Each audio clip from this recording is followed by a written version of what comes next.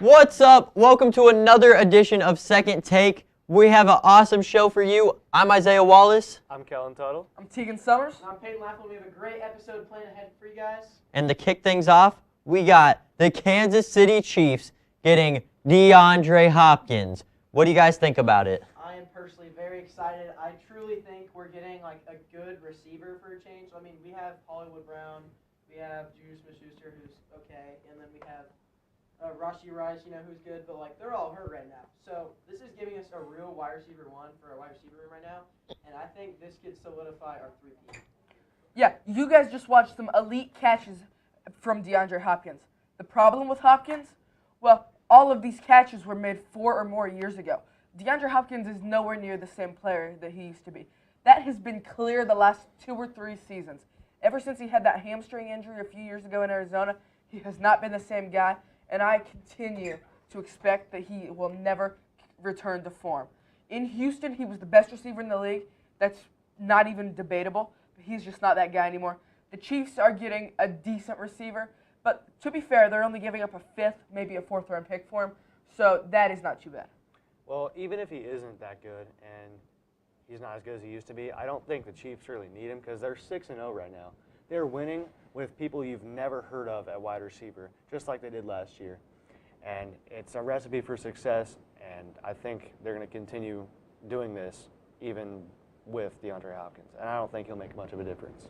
Yeah, I think this could be a good season for DeAndre Hopkins. Hopefully with us, he'll be able to get to 1,000 career receptions. He's currently at 943 career receptions, 168 career games played, and 12,528 career receiving yards. This dude knows how to catch a football, and he doesn't drop it often either. So I think it'll be good to have some sure hands, a little change from Dot City's boy, Kadarius Toney.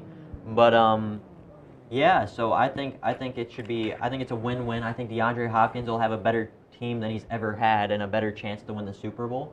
And I think that's good for him. I think the Chiefs got him at a great price point for how good he will be, and I think that's the main thing. I don't think we had to give up too much for a decent high-end wide receiver. But moving on from football, we are going to the MLB. The stadiums are ready because we know exactly what teams are going to be there. It is a 1-seed versus 1-seed matchup. The Yankees coming into it with a 94-68 record, and the Dodgers coming into it with a 98-60. No, the Yankees have a 94-68 record, and the Dodgers have a 98-64 record. And this is looking to be a firepower-full matchup. What do you guys have for it? Well, I mean, the MLB fans are not too pleased with this World Series. No one really likes the Yankees, and no one really likes the Dodgers. And, I mean, I think this World Series is going to have the lowest viewership in almost history because no one likes either of these teams. And I constantly see things on Instagram and other social medias saying how everyone wishes that no one would win this World Series. That game you're watching highlights for right now, I was actually there in the Bronx for that one. That was a really good game. But these two teams, these are the 2 best teams in baseball. They have the most money to spend out of any team, which means they can get their rosters fully loaded. These 2 teams, this is the World Series that, yes, these teams aren't very flashy, they're not very trendy, but they have all the big names. These are the 2 best teams, and that is what you want to see in the World Series. I think the Dodgers will win this one at 6. What do you think, Pidge? Personally, I think the Yankees will take this one just because, I don't know, I just don't like the Dodgers, and I really don't want I just don't want them to win at all. I've never really liked the Dodgers, they're an NL team. I'm a AL guy. I don't know if it makes any sense, but I just really dislike the Dodgers, and I also dislike the Yankees because they knocked my Royals out. So it would have been better if the Royals won the whole thing, but I'm a little biased, so.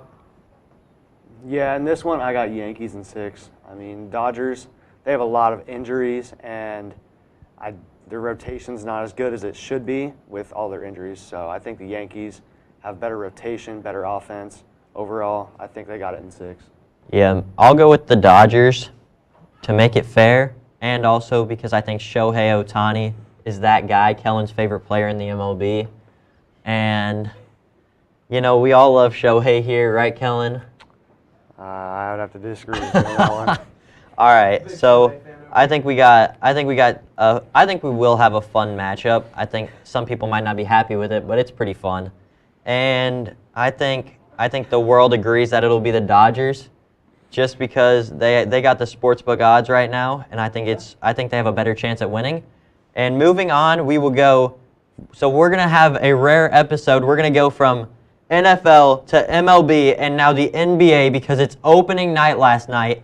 Yesterday, the Knicks took on the Celtics, and the Knicks got stomped with a score for the Knicks of 109 to the Celtics 132. Defense was optional for the Knicks.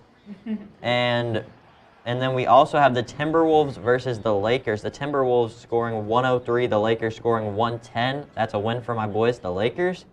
All right, let's go back to the Knicks-Celtics. What did you see, Kellen? What do you know about it? Well, Jason Tatum, phenomenal performance, and Celtics are right on track from where they were winning the championship.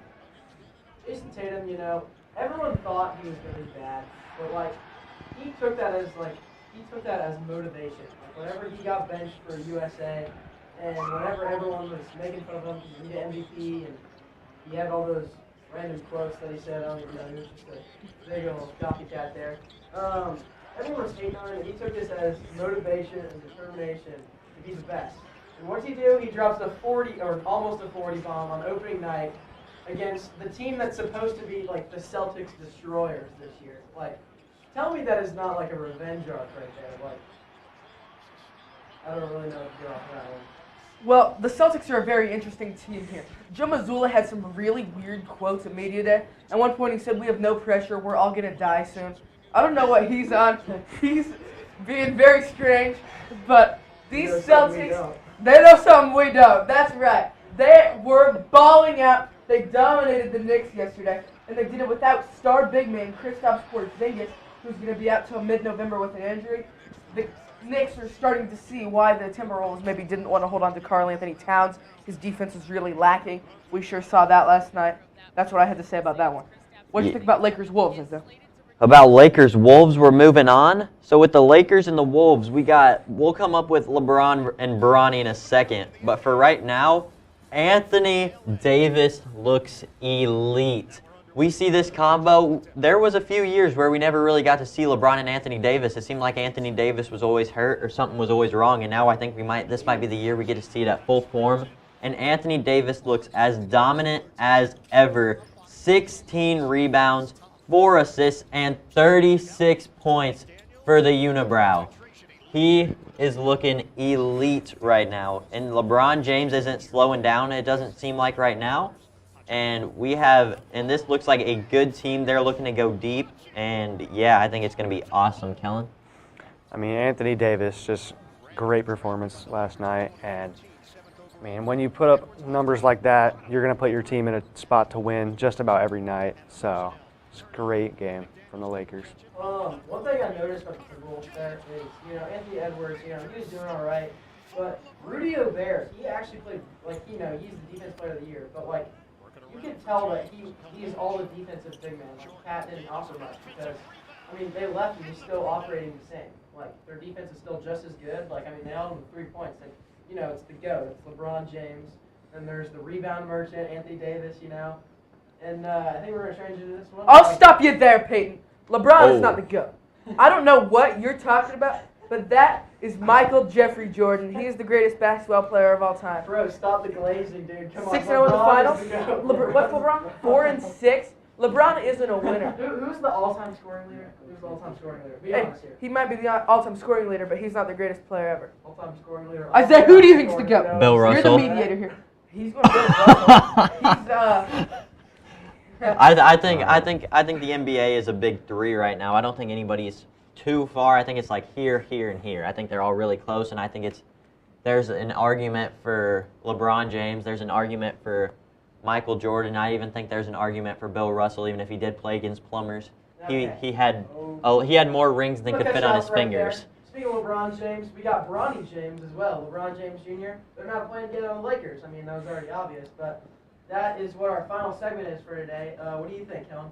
That is something we have rarely ever seen in sports. I think the only time we've ever seen that is Ken Griffey Sr. and Ken Griffey Jr. like in 1989, I think it was, on the Mariners. And they were great together in the outfield, but I don't think we've seen this in the NBA just yet. It's funny you say that. They were both there at the game yesterday watching Bronny and LeBron ball out against the Timberwolves, in which they really did. Anthony Davis, as Brady said, he balled out. But LeBron and Bronny, they actually played pretty well. I had LeBron on my fantasy team, and he put up a solid 40 points. How did Bronny do, though? I don't have him. Bronny looks elite. I'll tell you something. There's a reason that we don't see this very often in the NBA, and that is because usually one member of the party does not deserve to be there. That is clearly LeBron's son, Bronny. When you look at Bronny James, you see a well below average defender who cannot touch the ball on offense. When he touches the ball, it's going into the other team's hands, going the other direction. No, he did not. Bronny did not score a point. Bronny did not score a point. Obviously, Peyton doesn't know what he's talking about. We've crossed this bridge before. Anywho, Bronny sucks. Bronny can't shoot. He can't pass. He can't dribble. He can't defend. Bronny should not be in the NBA. That is pretty clear. He is there because of his father. Yeah, That's all there is to it. Bronny James had. As long as you get there. Am I right? Not always. Not Bronny James, just to clear things up for the audience, Bronny James he played for 3 minutes. They don't really believe in him. They put him in for 3 minutes, and he rewarded them with a rebound. So how many turnovers did he have? I did not look into that. It was probably pretty bad. But LeBron had 35 minutes, 5 rebounds, 4 assists, and 16 points, so he looked pretty good. It is the first father-son duo in the NBA history to ever play together. We already established Bronny Bronny doesn't look good right now. Do you think he has any potential, any hope?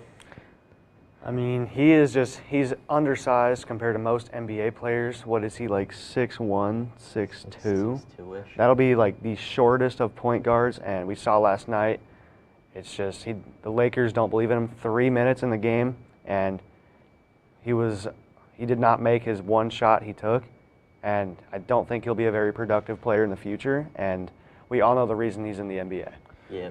The thing about Bronny is that once he scores 1 point to make Bronny and LeBron the highest scoring father-son duo of all time, Bronny will not be in the NBA anymore. He's going to be sent down to the G League. He's not going to be able to compete with the other players in the G League. They are going to trash Bronny as well, just like the NBA players. He might go down to the D League. He's not going to be able to compete against those guys either. Bronny's just not good. That's all there is to it, and that's all we've got for you today. Yeah. And then one more thing. This shouldn't take very long. Do you guys think LeBron might wait for Bryce? No. No? I think he will. You think he'll play? He'll trade Bronny for Bryce for the team he gets drafted. Bryce ain't going. Bryce is going to be the better NBA player. Bryce ain't going. Come on. Use your head, Peyton. LeBron would have to be 42 years old. Bryce would be 19. It would be the year 2026, the year we graduate. You think there's any hope? I don't think there's a chance this happens. It's just LeBron is just so old, and he is not really. He's almost 50. Yep. Yeah. He's aging for sure, but Yeah. he's still looking good. He's still looking better than Bronny. He may be looking good, but he's not the GOAT. That's all we've got. All right. I'm Isaiah Wallace. I'm Kellen Tuttle. Tegan Summers. I already said my name. See you guys. And thank you guys for joining us. Thank you for joining us. We had an awesome show. Thanks for joining us. To my Nana, my grandpa, my mom, my dad, all of you guys, and everyone who watches it. We wish you a fun season full of sports. We got lots of sports, and it is awesome here for us Ravens. All right. Thank you guys for tuning in to Second Take. Adios. Sayonara. Man, I already